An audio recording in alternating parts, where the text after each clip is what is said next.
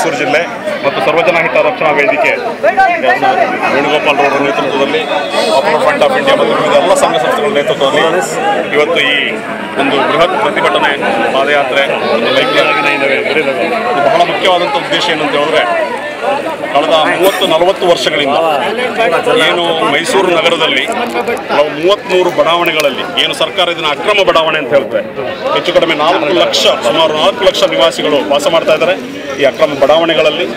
ಈ ಬಡಾವಣೆಗಳಲ್ಲಿ ಮೂಲಸೌಕರ್ಯ ಕೂಡ ಕಲ್ಪಿಸಿಲ್ಲ.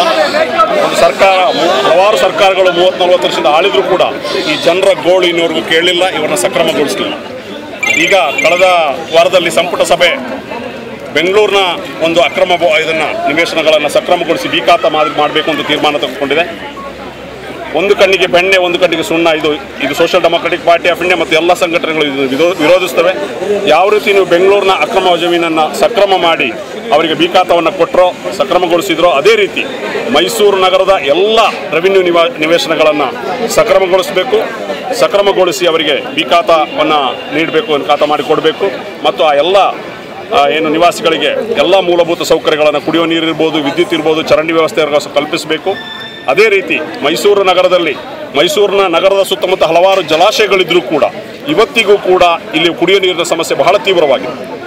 ಹಲವಾರು ವಾರ್ಡ್ಗಳಲ್ಲಿ ಈ ಸಮಸ್ಯೆ, ಉದಾಹರಣೆಗೆ ಆಲ್ನಳ್ಳಿ ಇರ್ಬೋದು, ರಾಘವೇಂದ್ರ ನಗರ ಇರ್ಬೋದು, ಹಲವಾರು ಬಡಾವಣೆಗಳಲ್ಲಿ ವಾರ್ಡ್ ನಂಬರ್ 59 ಇರ್ಬೋದು, ಕುಡಿಯುವ ನೀರಿನ ಸಮಸ್ಯೆ ಕೂಡ ತೀವ್ರವಾಗಿದೆ. ಹಾಗಾಗಿ ಈ ಕುಡಿಯುವ ನೀರಿನ ವ್ಯವಸ್ಥೆಯನ್ನು ಕೂಡ ಸಮರ್ಪಕವಾಗಿ ನಿರ್ವಹಿಸಬೇಕು. ನಾವು ಮಾನ್ಯ ಮುಖ್ಯಮಂತ್ರಿ ಮೈಸೂರು ಜಿಲ್ಲೆಯವರು, ಮಾನ್ಯ ಕಂದಾಯ ಮಂತ್ರಿಯವರು ಮೈಸೂರು ಜಿಲ್ಲೆಯವರು, ಹಾಗಾಗಿ ಈ ವಿಷಯವನ್ನು ತಾವು ಗಂಭೀರವಾಗಿ ತೆಗೆದುಕೊಳ್ಬೇಕು. ನಾವುಗಳು ಸರ್ಕಾರಕ್ಕೆ ಈ ಮೂಲಕ ಎಚ್ಚರಿಕೆ ಕೊಡೋದೇನೆಂದರೆ, ನಾವು 6 ತಿಂಗಳ ಕಾಲ ನಿಮ್ಮನ್ನು ಒಂದು ಹನಿಮೂನ್ ಪೀರಿಯಡ್ ಅಂತ ಹೇಳಿಬಿಟ್ಟಿದ್ದೇವೆ. ಇನ್ನು ಜನವಿರೋಧಿ ನೀತಿಗಳನ್ನು ನೀವು ತೆಗೆದುಕೊಂಡ್ರೆ ನಿಮ್ಮ ವಿರುದ್ಧ ನಾವು ಹೋರಾಟ ಮಾಡಬೇಕಾಗ್ತದೆ. ಹಾಗಾಗಿ ಮಾನ್ಯ ಘನ ಸರ್ಕಾರಕ್ಕೆ ನಮ್ಮ ನಿವೇದನೆ ಏನೆಂದರೆ, ಜನರ ಕಷ್ಟಗಳನ್ನು ಅರ್ಥ ಮಾಡಿಕೊಳ್ಳಿ, ಈ ಜನರ ಸಮಸ್ಯೆಗಳನ್ನು ಅರ್ಥ ಮಾಡಿಕೊಂಡು ಜನಪರವಾದ ಕಾನೂನನ್ನು ತಗೊಳ್ಳಿ.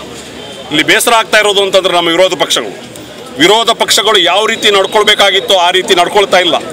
ವಿರೋಧ ಪಕ್ಷಗಳು ಇಂತಹ ಜನರ ಕುಡಿಯುವ ನೀರು, ಜನರ ಅಕ್ರಮ ನಿವೇಶನ ಸಕ್ರಮ ಮಾಡುವಂಥ ಇಂಥ ಗಂಭೀರ ಸಮಸ್ಯೆಗಳನ್ನು ಬಿಟ್ಟು, ಯಾರೊಬ್ಬ BJPಯ ಮಂತ್ರಿ ಬುರ್ಕಾ ಬಿಚ್ಚಿದ್ದೀನಿ ಅಂತ ಹೇಳ್ತಾನೆ, ಇನ್ನೊಬ್ಬ ಯಾರೋ ಕಳೆದ ಯಡಿಯೂರಪ್ಪನವರು KJP ಯಡಿಯೂರಪ್ಪನವರು 19 ದಿನಗಳಿಂದ ಕ್ಷುಲ್ಲಕ ಕೇವಲ 5 ಕೋಟಿ ರೂಪಾಯಿಯ ಬಡ್ಜೆಟ್ನ ವಿಷಯದಲ್ಲಿ ಇಟ್ಕೊಂಡು ಅವತ್ತು ಶಾದಿ ಭಾಗ್ಯದ ವಿರುದ್ಧ ಹೋರಾಟ ಮಾಡ್ತಾ ಇದ್ದಾರೆ.